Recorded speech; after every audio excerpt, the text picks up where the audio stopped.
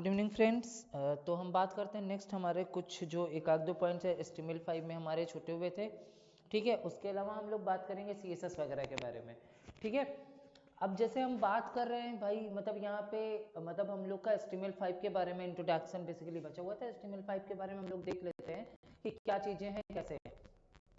तो सबसे पहले मैं कुछ चीज़ें यहाँ पे आपको दिखाता हूँ, मतलब आपके लिए इम्पोर्टेंट के तौर पे रहेंगी।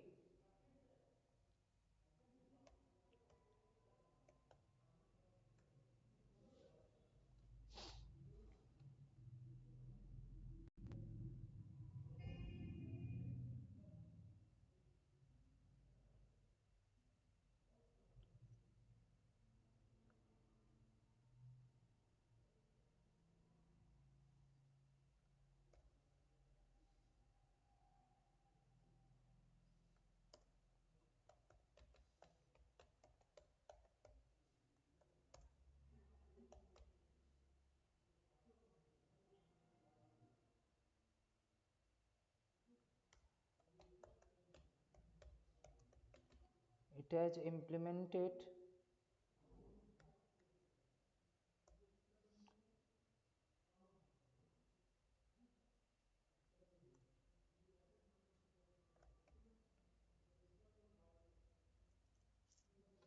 ठीक है, ये हुआ।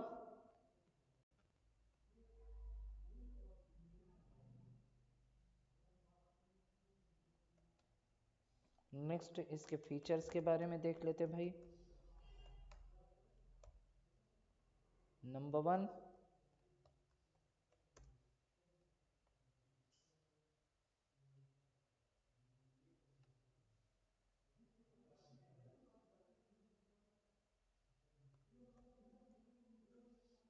सेकेंड पार्ट इसका क्या है? Introduced semantic elements, semantic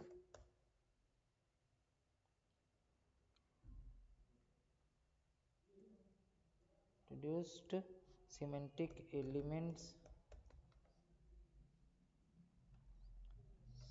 such as header, footer, etc. ठीक है भाई, थर्ड पॉइंट के बारे में, इसके बारे में हम बात करें तो थर्ड पॉइंट इसने क्या किया है भाई?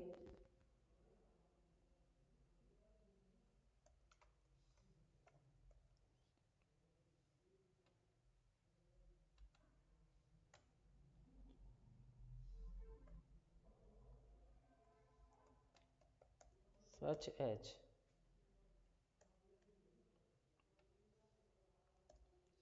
which tells us about version of HTML which we are using. Okay, ठीक, ये तीन चार चीजें मतलब चीजें बताता है आपका।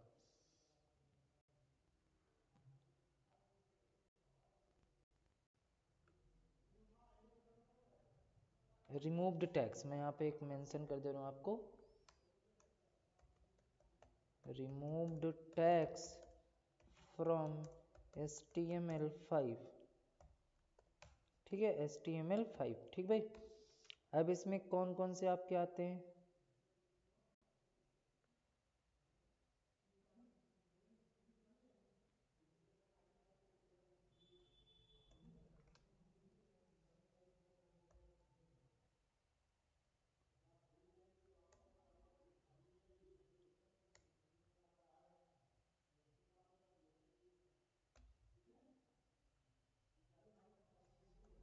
टैग के नाम याद रखिएगा, बाद बाकी आपको इतनी ज़्यादा ज़रूरत नहीं है।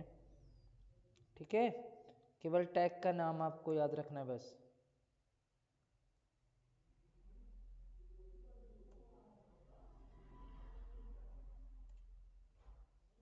ठीक है, यहाँ पे गए हम लोग, सेंटर टैग हो गया हमारा, dir टैग हो गया हमारा,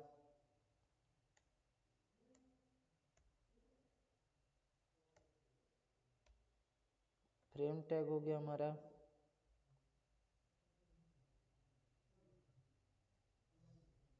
फ्रेम सेट हो गया।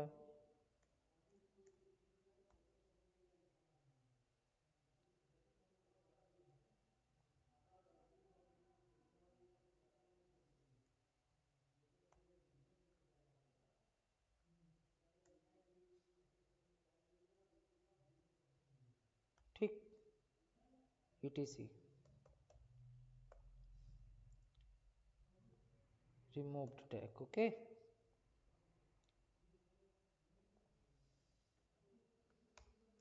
New tags added in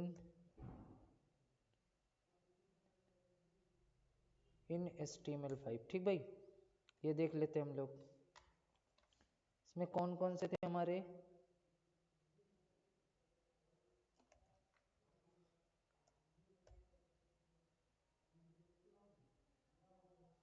number 1 article,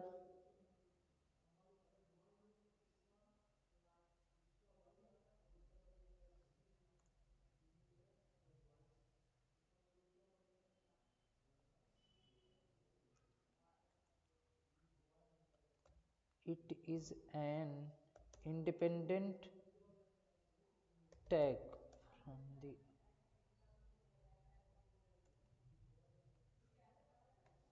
ठीक है, aside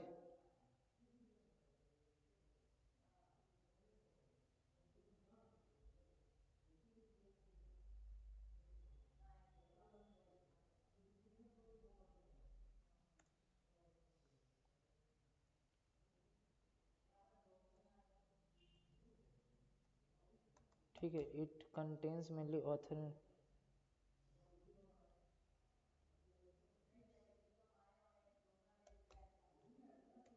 it is use to describe the main object of web page. ठीक है,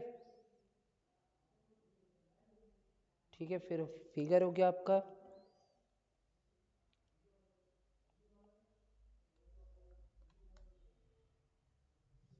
ठीक, ये हो गया आपका।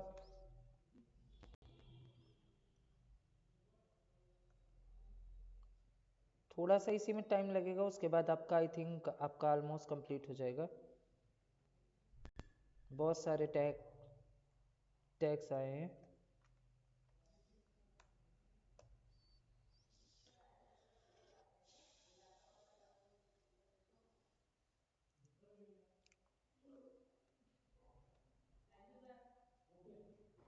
ठीक है, फिगर कैप्शन हो गया, फिगर हो गया आपका। फिर ठीक है, आपका फुटर सेक्शन हो गया। फुटर बेसिकली क्या करेगा आपका, in the body tag the footer tag is new in, यहाँ पे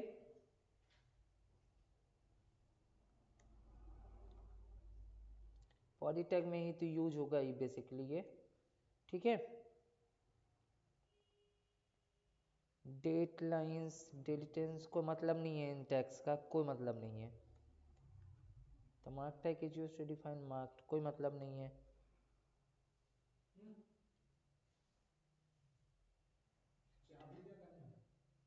क्या चीज, चाबी वही रखा है, चाबी उनसे लेंगे तब बंद करना है। ठीक है, चाबी नहीं, चाबी से उनसे मांगना पड़ेगा मक्का नाम से। ठीक है, ठीक है, मांग के उनके पास। शिवम सर आएंगे अभी, जा रहे क्या आप लोग दोनों लोग? सर चले गए।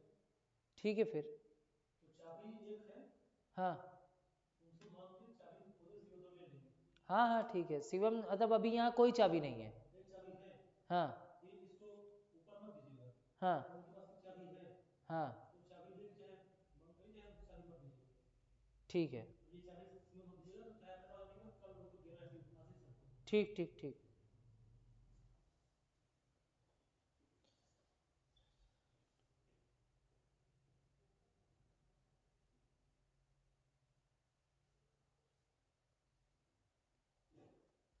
सेक्शन हो गया, डिटेल्स का भी कोई मतलब नहीं है।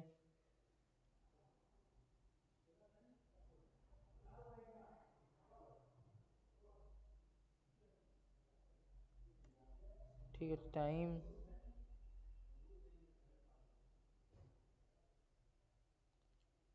BDI डेटा लिस्ट कोई मतलब नहीं इन टैक्स का।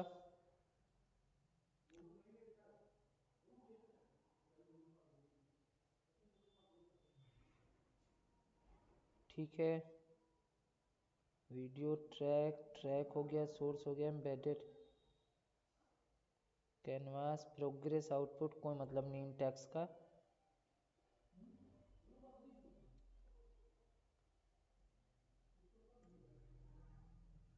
ठीक है,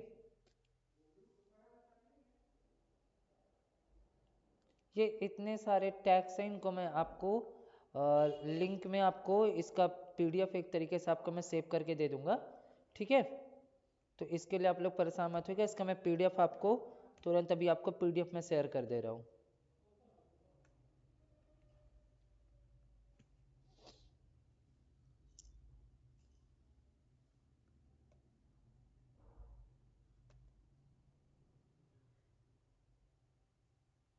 अब मैं गया डेस्कटॉप पे, इंट्रोडक्शन PDF। ठीक है, इसको मैंने सेव कर दिया। अभी मैं आपको ये डिस्क्रिप्शन में आपको मिल जाएगा। ठीक है,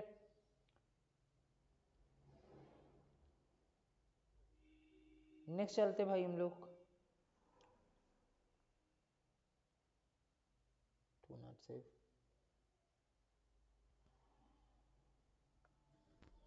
HTML5 की खास बात क्या है, सारे ब्राउजर पे सपोर्टेड है। डिवाइस फ्रेंडली का मतलब कि किसी भी डिवाइस पे ऑटो एडजस्टेबल। हमने स्टार्टिंग में देखा था ना कि हमारी जो वेबसाइट होती हैं वो 2 टाइप की होती हैं, मतलब एक रिस्पॉन्सिव होती है, एक नॉन रिस्पॉन्सिव होती है। रिस्पॉन्सिव वो होती है जो डिवाइस के अकॉर्डिंग अपने आप को क्या कर लेती है, एडजस्टेबल कर लेती है। ठीक है, और नॉन रिस्पॉन्सिव साइट हमारी कौन सी होती है, जो डिवाइस के अकॉर्डिंग अपने आप को एडजस्टेबल ना कर पाए।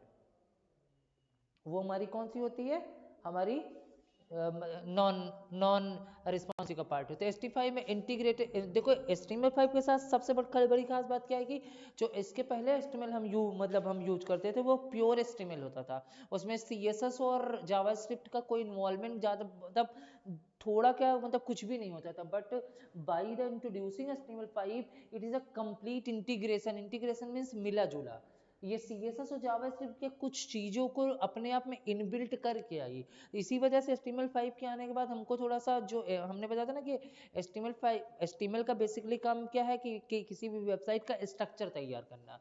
बट HTML5 के आने के बाद अब वो स्ट्रक्चर आपका अच्छा भी हो सकता है, मतलब आपका बेकार भी हो सकता है। बट HTML5 के आने के बाद क्या फ़ायदा हुआ था कि वो स्ट्रक्चर एकदम, मतलब एक फुल टू गुड, मतलब एक ऑर्गेनाइज्ड वे में हमको मिलने लगा। इसीलिए यहाँ पे क्या किया गया, ये हमको काफ़ी हद तक HTML5 से हमको सपोर्ट मिलने लगा एक तरीके से।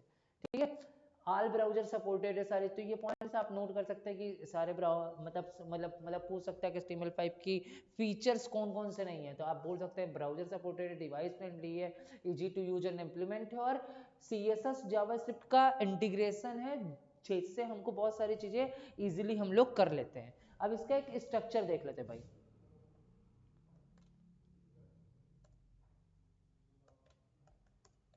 जल्दी से गो थ्रू लेते हैं, क्योंकि अभी हमें और भी चीज़ें इसमें कवर अप करनी है।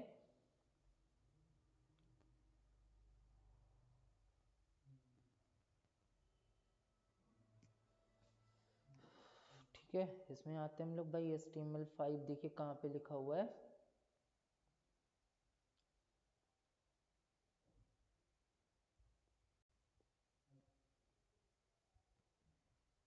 मैं सर्च कर लेता हूँ सीधे सिमेंटिक एलिमेंट्स इन HTML, तो ये डायरेक्टली हमको मिल जाएगा।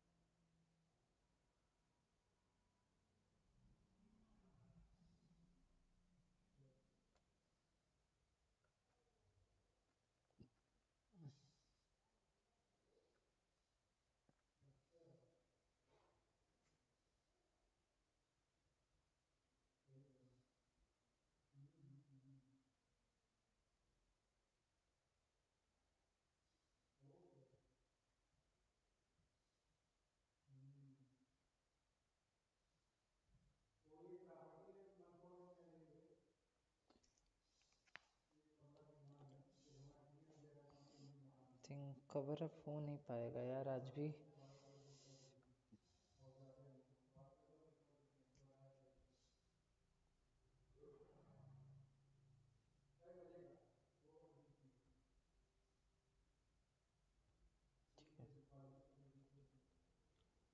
ठीक है, सिमेंटिक एलिमेंट एक क्वेश्चन बहुत पहले आया था। सिमेंटिक एलिमेंट के बाद very clearly describe its meaning to both browser and the developer.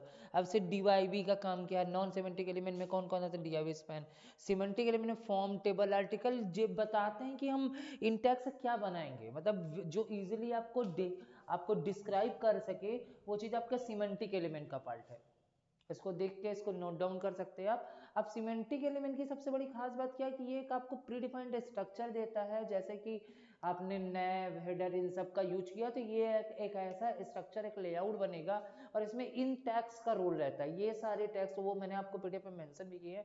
तो इतने टैग्स आपको क्या मिले, कहाँ पे मिलते हैं, HTML5 में। अब देखेंगे आप अगर सिलेबस में जाके तो यही सारी चीजें आपको यहाँ पे मिले। सेक्शन, नैव, आर्टिकल, साइड, ऑडियो वीडियो का मैंने, तो ये लगभग हमारा HTML5 का एक तरीके से ये मतलब हमारा पूरा कंप्लीट कंटेंट कवर करता है। बेसिकली आपसे सिर्फ इतना याद रखना है कि कौन कौन से नए टैग आए हैं HTML5 में जो इंट्रोड्यूस हुए हैं। बाकी रही बात प्रॉपर्टीज की, मतलब ये एट्रीब्यूट्स की, इनके बारे में हम बात कर ही चुके हैं। अब नेक्स्ट देखते हैं हम लोग फ्रेम सेट के बारे में कि फ्रेम सेट क्या, उसके बाद फिर हम चलते हैं आगे के टॉपिक पे हमारा HTML फ्रेम सेट। ठीक है, फ्रेम सेट इन HTML।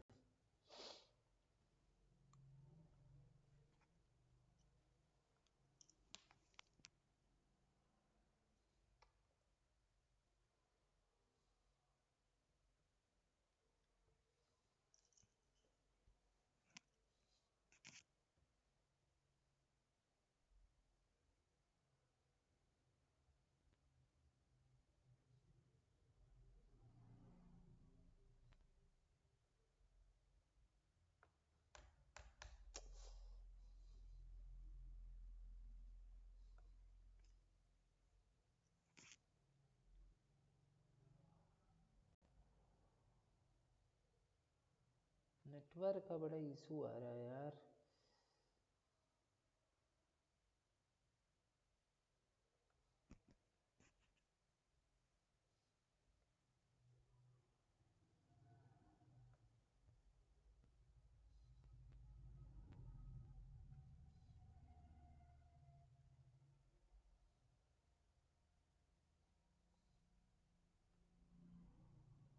यहाँ पे हम बात करते भाई, तो फ्रेम सेट की सबसे बड़ी खास बात होती है while creating a frame set, आपको फ्रेम्स बनाने होते हैं। फ्रेम्स मतलब समझते हैं ना कि जैसे फ्रेम हम लोग शीशा देखते हैं फ्रेम वगैरह, उसी तरीके फ्रेम टैग के साथ सबसे बड़ी खास बात है कि इसके साथ आप बॉडी टैग का यूज नहीं करेंगे। हेड और बॉडी, मतलब हेड का यूज कर सकते हैं फॉर टाइटल के लिए। अब फ्रेम में क्या करना पड़ता है, आपको फ्रेम्स बनाने पड़ते हैं। फ्रेम बनाने का मतलब सीधे से आप ऐसे समझिए कि यहाँ पे आपको जो भी काम करना है वो कुछ इस तरीके से काम करना रहेगा आपको। लाइक अभी आप गए यहाँ पे,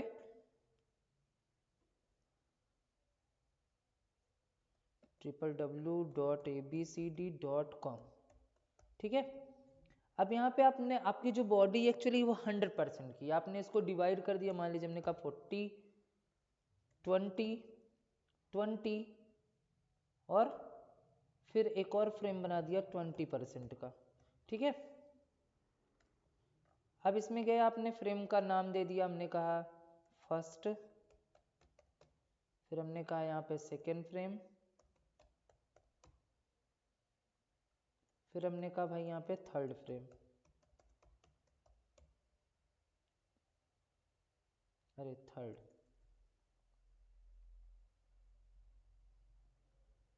इस पे हमने कुछ भी एक SRC हमने कहा abcd.html, कुछ भी लगा सकते हैं आप, मतलब पिक्चर वगैरह कुछ भी कर सकते हैं।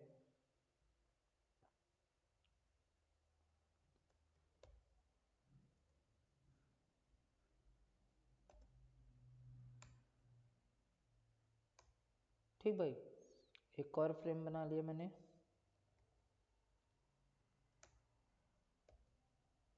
यहाँ पे इसको क्या कर दिया, फोर्थ कर दिया, क्या कर दिया, फोर्थ।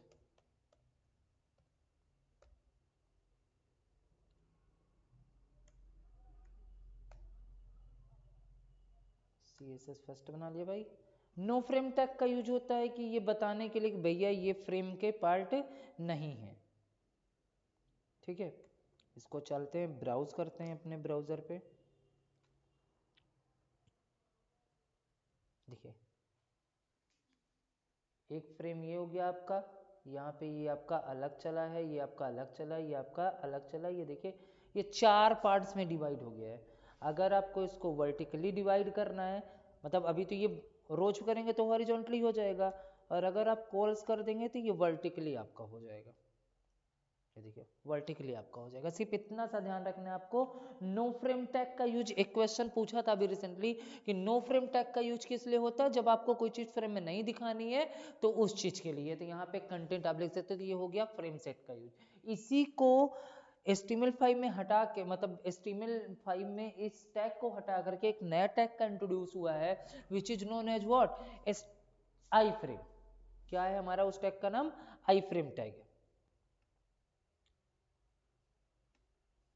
प्रैक्टिकल के टाइम पे हम इसको और डीप में इस कोड के बारे में हम डिस्कस करेंगे, इसमें क्या क्या चीज़ें।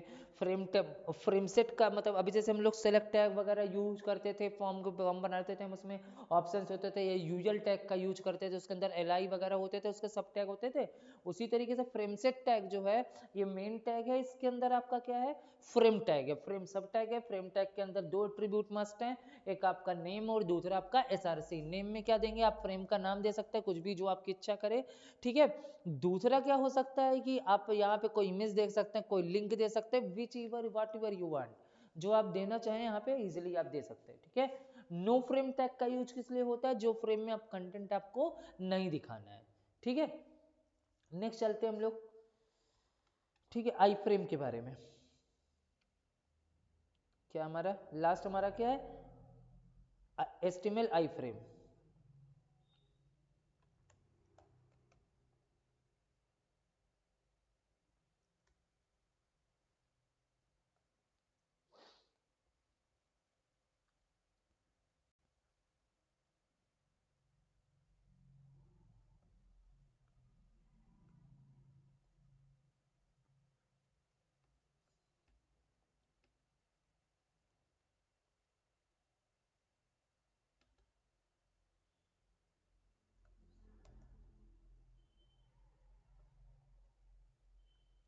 आई फ्रेम टैग के बारे में यहाँ पे आप देख लीजिए, an inline frame which is used to embedded content within the current HTML document. इसको एस तरीके, मतलब ये किस लिए होता है, यहाँ पे देख लीजिए HTML।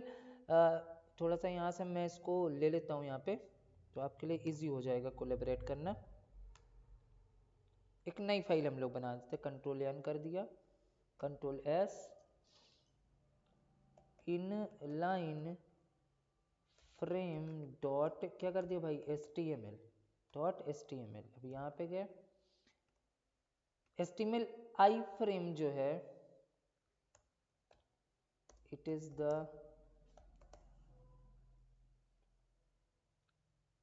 it is an upgraded version of frame set tag, upgraded version of frame set tag introduced in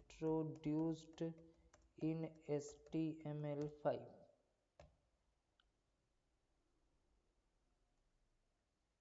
iframe tag describes as inline frame, and inline frame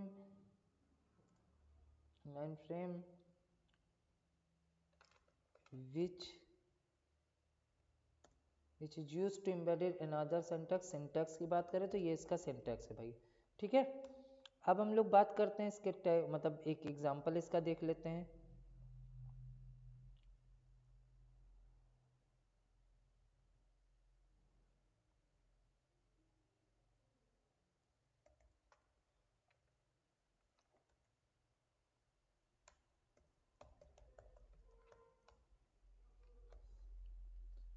यहाँ पे मैंने क्या दे दिया, HTTPS www.google.com। ठीक है, हाइट हमने दे दिया भाई मान लो 300 पिक्सल, विड्थ दे दी हमने 500 पिक्सल, और टाइटल हमने दे दिया एग्जाम्पल ऑफ आई फ्रेम। ठीक, आते हैं आई फ्रेम के बारे में चलते हैं। कहाँ गया हमारा आई फ्रेम?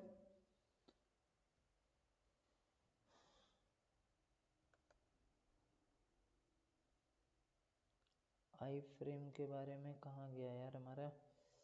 ये कहाँ पे सेव हुआ है फाइल हमारा? मयंक फोल्डर के अंदर इनलाइन फ्रेम। इसको हमने फिर से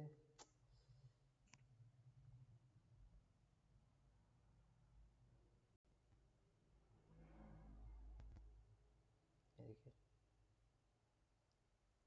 it is an upgraded version. ये आ गया यहाँ पे आपका एग्जाम्पल। ठीक है भाई, और इसमें मैंने क्या किया है, रुक जाओ, इसको मैं फिर से क्या कर देता हूँ, यहाँ पे www.google.com कर दो। सरकारी रिजल्ट कुछ वेबसाइट्स नहीं दिखाई देती हैं इसमें, सिक्योरिटी पर्पज के पॉइंट ऑफ व्यू से। देखिए यहाँ पे आप जाइए, ये आपका फ्रेम है, यहाँ से आप करिए। ये आई फ्रेम का कॉन्सेप्ट है, इसका बेसिकली यूज कर सकते हैं आप, जैसे ट्यूटोरियल बनाते हैं, जैसे मैंने यहाँ पे किया तो ये खुल गया। तो इसी मतलब एक ही पेज में, एक ही उसमें विंडो में आप दो दो चीज़ों को दिखा सकते हैं, कोई दिक्कत। ये जो एक आई फ्रेम बन के आ रहा है, ये इसकी वजह से आ रहा है। इसको मैं अगर हटा देता हूँ तो ये सही हो जाएगा। ठीक है, अब देखिए नहीं आएगा, वो जो एक आपको दिक्कत कर रहा था वो अब नहीं आएगा।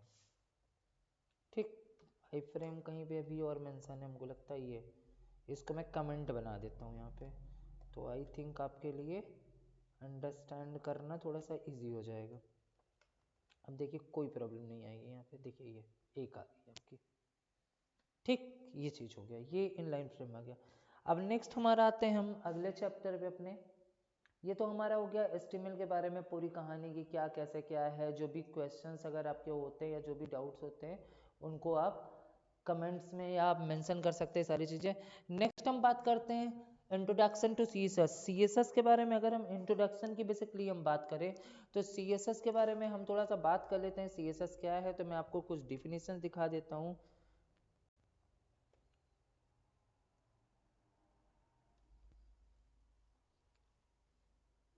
CSS के बारे में अगर हम बात करें तो CSS में हमको तीन चीज़ों के बारे में मतलब पढ़ाई करनी है अगर हम सिलेबस के अकॉर्डिंग देखें। सबसे पहला CSS है क्या, CSS का यूज क्या है, टाइप्स ऑफ CSS कितने टाइप से होते हैं। तीसरी चीज़ हमको पढ़नी है CSS के सेलेक्टर्स के बारे में, सो व्हाट आर सेलेक्टर्स क्या होते हैं, कैसे यूज किए जाते हैं। चौथी चीज़ हमको पढ़नी है प्रॉपर्टीज के बारे में। ठीक है, तो सबसे पहले हम बात करते हैं CSS के इंट्रोडक्शन के बारे में। तो CSS के इंट्रोडक्शन के बारे में सबसे पहली चीज़ क्या होती है, CSS का फुल फॉर्म CSS का क्या होता है, कैस्केडिंग स्टाइल शीट। और CSS का बेसिकली यूज हम किस लिए करते हैं, अपने पेज को डेकोरेट करने के लिए, या उसको क्या मतलब एक तरीके से आप कह सकते हैं उसको और अट्रैक्टिव बनाने के लिए, उसको डिजाइन, ताकि क्योंकि देखिए आप विकिपीडिया भी एक वेबसाइट है, no one wants to visit Wikipedia. तो कई वेबसाइट होती है जब वो बहुत ज़्यादा उसमें चमक दम बहुत अट्रैक्टिव होती है तो हर किसी को मतलब एक तरीके से मतलब उसे विजिट करना अच्छा लगता है। वैसे देखते हो ना कि कोई भी चीज़ है, जैसे कि कोई भी चीज़ बहुत अच्छी दिख रही है तो कॉमन सी बात है, मतलब आप लोग उसको रॉन्ग पॉइंट ऑफ व्यू में मत लीजिएगा कि मैं कुछ और चीज़ की बात कर रहा हूँ। मतलब मेरे कहने का मतलब कोई अच्छी चीज़ दिख रही है, घूमने की जगह हो गई या कोई भी चीज़ हो गई या कपड़े हो गए या फ़ोन हो गया, तो हर पर्सन उसकी तरफ अट्रैक्ट होता है। ठीक है, तो वही चीज़ CSS के साथ में है। CSS क्या करती है, ये आपके वेबसाइट को डेकोरेट करती है, क्या चीज़ें हैं कैसे उसमें। तो इंट्रोडक्शन के बारे में इसके हम देखते हैं। तो CSS का introduction, CSS stands for what, cascading style sheet. ये क्या करती है, अब देखिए यहाँ पे लिखा हुआ है कि CSS describe how elements are to be displayed on screen paper on the other media. क्या करती है, हमारा जो पेज हम जो विजिट करते हैं, जो हमारा पेज जो हमारी वेबसाइट होती है वो कैसे यूजर को दिखेगी, कैसे अपने आप को कलरफुल रहेगा, मतलब जो भी चीज़ें उसको मतलब अट्रैक्टिव बनाने में इम्प्लीमेंट होती हैं वो सारा का सारा हम CSS के थ्रू काम करते हैं। ठीक है, अब CSS के मतलब ये तो हो गया CSS का बेसिकली डेमो। अब CSS के हम लोग अगर सिंटैक्स के बारे में हम बात करें तो CSS का सिंटैक्स के बारे में बात करें तो CSS के सिंटैक्स में दो चीज़ों का बहुत रोल होता है। हमने बताया कि सबसे पहला सेलेक्टर होता है और दूसरी चीज़ क्या होती है उसका मतलब उसकी property and value. Property value एक कॉम्बिनेशन होता है, कॉमन होता है। इसके इस पार्ट को डिक्लेरेशन बोला जाता है। जो भी मतलब सेलेक्टर आगे बात करेंगे हम लोग, फिर उसके अंदर करली ब्रेसेस के अंदर मतलब आपका क्या होता है, ये जो COLOR लिखा हुआ है ये टेक्स्ट का कलर करने के लिए एक प्रॉपर्टी है, ये यूज की जाती है। आगे बात करेंगे हम इसके बारे में। कलर का काम का मतलब कलर क्या है, यहाँ पे प्रॉपर्टी है। और कोलन साइन के साथ जो चीज अभी तक आप एचटीएमएल में एट्रीब्यूट नहीं करते थे, टेबल बनाया उसकी मतलब उसका अलाइन सेंटर कर दिया, तो अलाइन क्या होता था, टेबल का एट्रीब्यूट होता था। और जो मतलब उसमें उसकी वैल्यू सेंटर लेफ्ट राइट होती थी, वो क्या होती थी, वैल्यू होती थी। उसी तरीके से वही काम CSS में मतलब जो काम टैग था वही काम वही यहाँ पे क्या बन जाएगा, सेलेक्टर बन जाएगा। जो वहाँ पे एट्रीब्यूट था वो चीज़ यहाँ पे प्रॉपर्टी कही जाएगी, और जो चीज़ वहाँ पे वैल्यू थी वो वैल्यू सेम है। और इस पूरे सेक्शन को डिक्लेरेशन पार्ट कहते हैं। क्या कहते हैं, डिक्लेरेशन पार्ट। ठीक है, ये हो गया कुछ एग्जांपल्स, आगे हम लोग देखेंगे। ठीक है, अब बिफोर गोइंग टू दीज हम बात करते हैं CSS के टाइप्स के बारे में। CSS के टाइप के बारे में, तो CSS है बेसिकली 3 टाइप्स। मैं यहाँ पे मैनुअली इंट्रोड्यूस कर दे रहा हूँ। ठीक है, यहाँ पे CSS, ये क्वेश्चन कई बार आ चुका है। CSS types, CSS have basically of 3 types. कितने टाइप के होते हैं भाई, 3 टाइप्स। सबसे पहला हमारा क्या है भाई, इनलाइन CSS, इनलाइन CSS। ठीक है, इसके एग्जाम्पल की मैं बात करूं, इसका सिंटैक्स तो नहीं है मतलब नहीं बता सकते, मतलब या सिंटैक्स देख लेते हैं उसके बाद फिर हम लोग आगे बात करते हैं। सिंटैक्स, टैग नेम, फिर स्टाइल एट्रीब्यूट ओपन किया, इसके अंदर क्या लिखेंगे, प्रॉपर्टी लिखेंगे, प्रॉपर्टी। उसके अंदर क्या डालेंगे भाई, वैल्यू डालेंगे, वैल्यू। सेमीकोलन के साथ क्लोज किया। ठीक है, टैग नेम क्लोज हो गया। ये आपका क्या हो गया, CSS का। ऐसे आप और भी मतलब प्रॉपर्टी वैन, इसी को आप कॉपी करके आप यहाँ पे जितने नंबर ऑफ प्रॉपर्टीज आप चाहते हैं उतने नंबर ऑफ प्रॉपर्टीज आप यहाँ पे क्या कर सकते हैं भाई, ऐड कर सकते हो। प्रॉपर्टी 1, प्रॉपर्टी 2, प्रॉपर्टी 3, आप जितने चाहें ऐसे यहाँ पे ऐड कर सकते हैं। इसके एग्जाम्पल की बात करें, AXAMPL एग्जाम्पल की बात करें तो भाई यहाँ पे इसी को कॉपी कर लेते हैं हम लोग या बना लेते हैं। P स्टाइल, एक पैराग्राफ हमने लिखना है, उसका जो कलर होना चाहिए भाई वो रेड कलर में आना चाहिए। किस कलर में आना चाहिए, रेड कलर में। उसका बैकग्राउंड कलर क्या होना चाहिए, बैकग्राउंड कलर में हमने कहा रेड हो गया, ब्लैक कर लेते हैं। ठीक, और यहाँ पे मैं गया या H1 कर लेते हैं, थोड़ा सा अच्छा रहेगा ना हमको। CSS इंट्रोडक्शन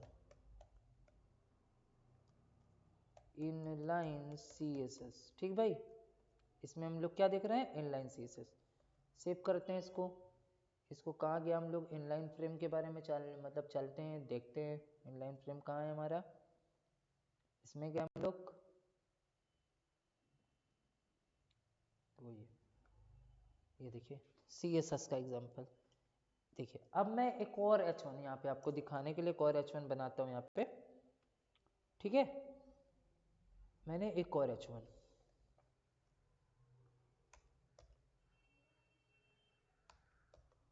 और मैं इन सब से क्या करता हूँ भाई, इसको हटा देता हूँ। क्या करता हूँ, हटा देता हूँ।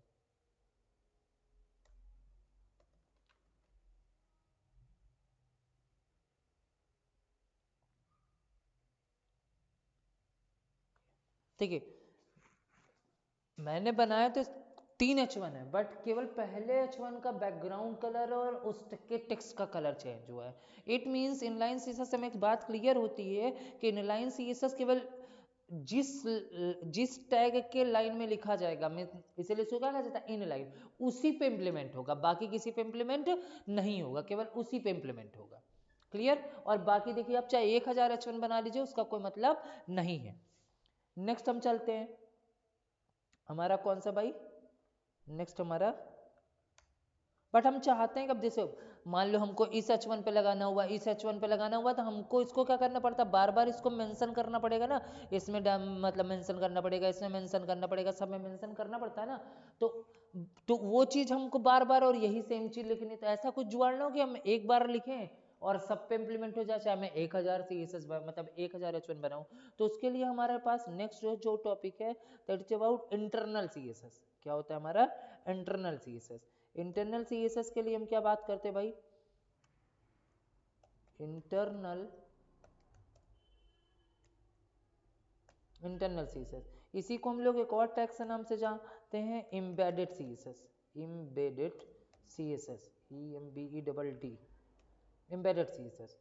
एम्बेडेड CSS के साथ क्या खास बात है, एम्बेडेड CSS जो है हमारा एक तरीके से क्या करती है, इसके अगर हम जाएं तो यहाँ पे हम लोग क्या करते हैं, इसका सिंटैक्स में क्या कहेंगे, स्टाइल टैग ओपन करेंगे। अब इस स्टाइल टैग के अंदर हम कहाँ जाएंगे भाई, टैग वो सेलेक्टर, अब सेलेक्टर क्या होता है आगे हम बात करने वाले हैं, ठीक है। इसके अंदर प्रॉपर्टी रहेगी और उसकी वैल्यू रहेगी, प्रॉपर्टी और उसकी वैल्यू, ठीक।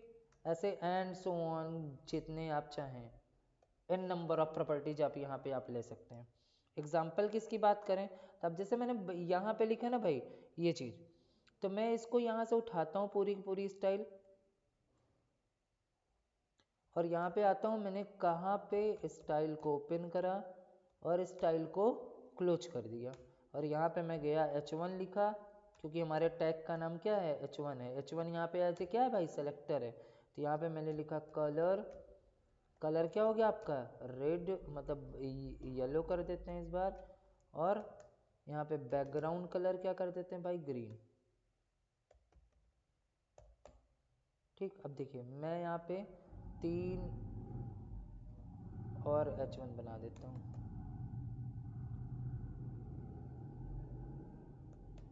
Internal CSS,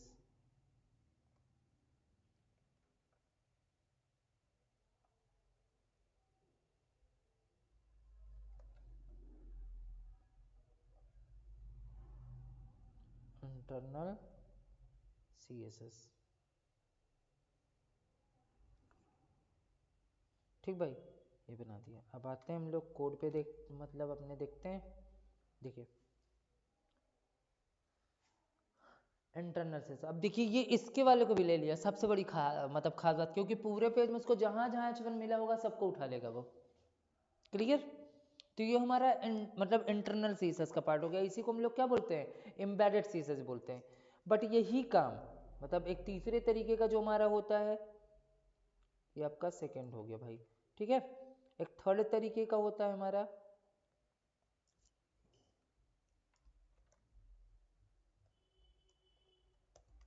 external CSS, external CSS। इसकी बस एक खास बात होती है कि आपको इसके लिए बस एक चीज याद रखना है, हेड टैग के अंदर, और एक और हाँ खास बात है, इसको यहाँ पे आपने जो स्टाइल लगाई थी इसको आप कहाँ लिखेंगे भाई, हेड टैग के अंदर, कहाँ लिखेंगे, हेड टैग के अंदर।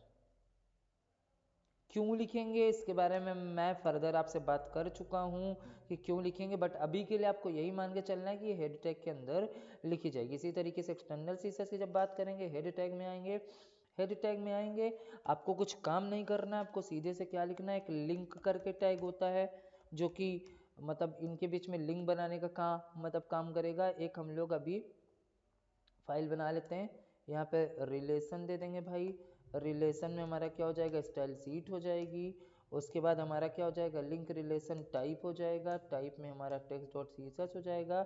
अब यहाँ पे एक और फाइल हम बना लेते हैं, कंट्रोल N करके, कंट्रोल S करके, यहाँ पे क्या कर लेते हैं भाई, स्टाइल डॉट CSS के नाम से एक फाइल बना लेते हैं, ठीक है। अब जो यहाँ पे मैं फाइल की बात कर रहा था वो dot extension C S S, एक क्वेश्चन ये भी पूछा जाता है कि सी एस एस की फाइल का एक्सटेंशन क्या होता है, तो क्या होता है डॉट सी एस एस। यहाँ पे गए हम लोग, जो प्रॉपर्टी मैंने यहाँ पे लिखी है भाई वही प्रॉपर्टी मैं यहाँ पे आऊँगा और style dot C S S की फाइल में क्या कर दूंगा, डाल दूंगा और सेव कर दूंगा। अब मुझे जो कुछ भी करना मैं यहाँ चेंज करूँगा और वहाँ पे सारी इफेक्ट आपके दिखेंगे।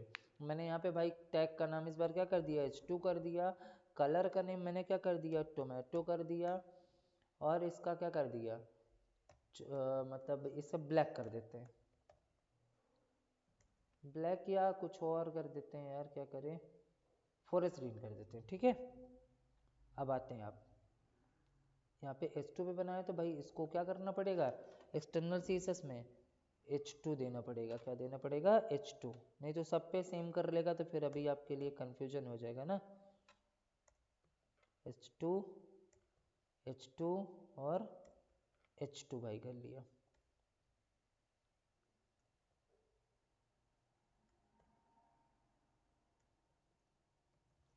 देखते हैं हम लोग, देखिए ये टोमेटो फॉरेस्ट ग्रीन, ठीक है, ये हो गया।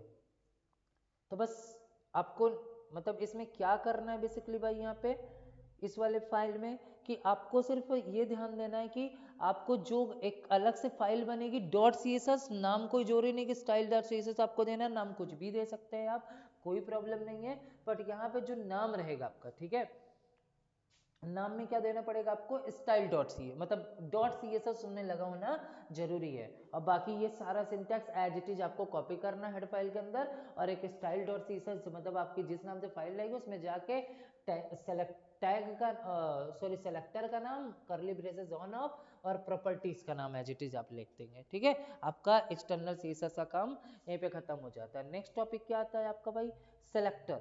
क्या बात होता है हमारा, सेलेक्टर, किसकी बात करते हैं हम लोग, CSS सेलेक्टर्स की बात करते हैं, हमारा सेलेक्टर। अब जैसे एक बेसिक क्वेश्चन मैं आपको डेमो के तौर पे बता दे रहा हूँ, अब जैसे CSS सेलेक्टर होता है, सेलेक्टर में यूनिवर्सल सेलेक्टर होता है, यूनिवर्सल सेलेक्टर की सबसे बड़ी खास बात क्या है कि ये स्टार से मतलब आपका रिप्रेजेंट किया जाता है, किससे मतलब रिप्रेजेंट किया जाता है, स्टार का मैं दिखा देता हूँ आपको सारे टैग। ये हमारा कल लास्ट टॉपिक रहेगा, प्रॉपर्टीज के बारे में हम कल बात करेंगे, ठीक है। CSS सेलेक्टर,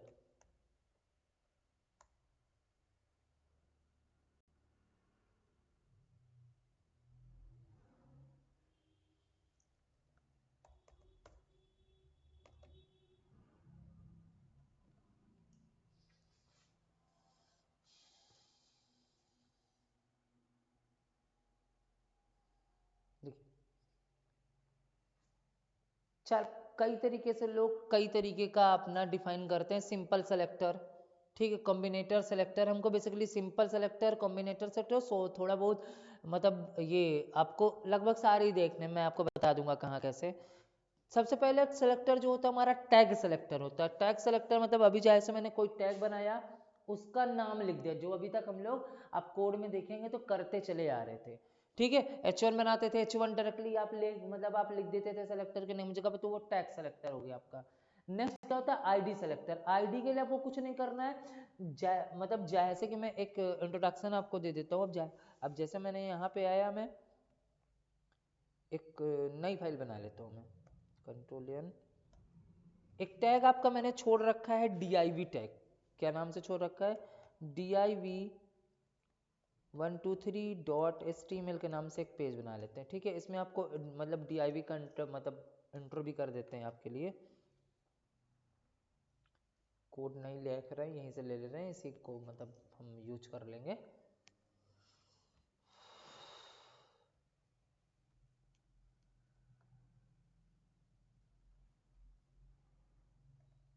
कर लिया, डॉक टाइप HTML कर लिया भाई,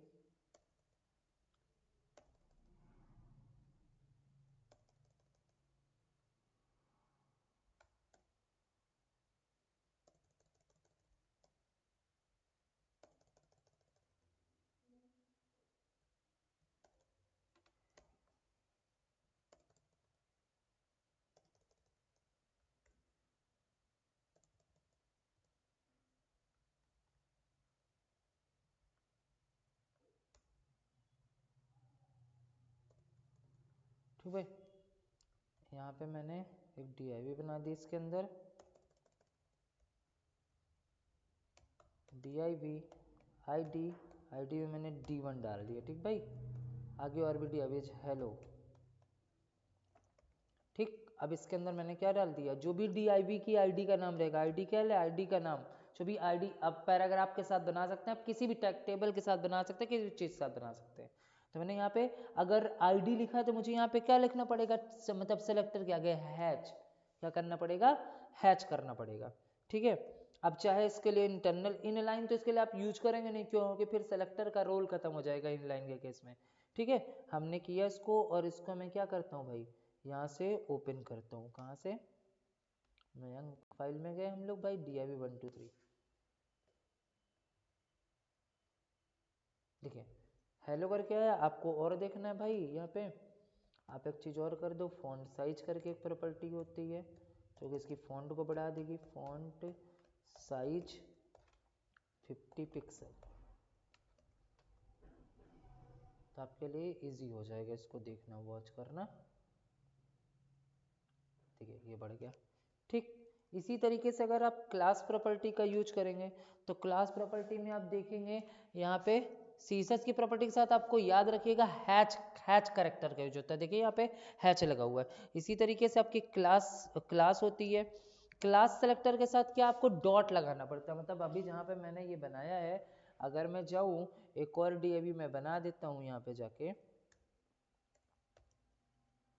इस बार मैंने क्या कर दिया, क्लास बना दिया, क्लास में गए मैं, और मैंने क्या लिख दिया यहाँ पे C1, और मैं यहाँ पे आता हूँ, इस प्रॉपर्टी को पूरी कॉपी करता हूँ, कॉपी करने के बाद मैंने यहाँ पे क्या, मैंने क्या लिख दिया भाई, डॉट C1। ठीक है, अब यहाँ पे मैंने कलर को क्या कर दिया, ये ग्रीन, 70 पिक्सल।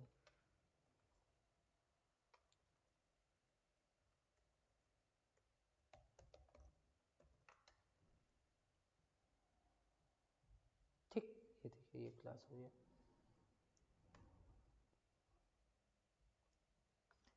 तीसरे तरीके का जो होगा भाई वो कौन सा होगा आपका, यूनिवर्सल को एस्ट्रिक टैग, मतलब टैग से आपको रिप्रेजेंट करना है। एस्ट्रिक टैग का मतलब यहाँ पे आपको कोई सेलेक्टर का नाम नहीं देना है, सीधे जाइए एस्ट्रिक लगा दीजिए, जो भी प्रॉपर्टी लिखेंगे वो पूरे पेज में चाहे 1000 टैग आप लगाइए, सबके लिए सेम अप्लाई होगी। फिर क्या होता है CSS का ग्रुपिंग सेलेक्टर, ग्रुपिंग सेलेक्टर के साथ क्या खास बात होती है, एक आईडी बनाइए, आप एक क्लास बनाइए, एक आप यूनिवर्सल मतलब एक आप क्या बनाइए, टैग सेलेक्टर बनाइए, सबको बनाइए, सबको कॉमा के साथ क्या कर दीजिए, सेपरेट कर दीजिए। ये जैसे ही लिखा गया है, मतलब मान लो मैंने इसको आईडी बनाया, मैंने इसको क्लास बनाया, और इसके बाद मैंने इसको क्या बना दिया, ये सिंपल टैग सेलेक्टर है, सबको बना के इकट्ठा मैंने प्रॉपर्टी लगा दी, तो आईडी क्लास सब पे इंप्लीमेंट हो जाएगी, मुझे अलग अलग बनाने की जरूरत नहीं पड़ेगी, कभी कभी आपको नीड पड़ती है इनकी। ठीक है, ये 3 तरीके के सेलेक्टर हो गए। अब ये यहाँ पे हमने बेसिकली कवर क्या कर लिया, अभी universal selector, ID selector, tag selector, class selector. अब नेक्स्ट हमको क्या देखना है, सब सेलेक्टर और उसके बाद प्रॉपर्टीज। तो कल हम इसको इन चैप्टर्स को हम लोग आफ्टरनून तक की क्लास, मतलब आफ्टरनून तक इस क्लास को खत्म करेंगे, फिर शाम की क्लास में कल आपका जावास्क्रिप्ट तक हमारा कंप्लीट हो जाएगा। That's for all for today, thank you so much.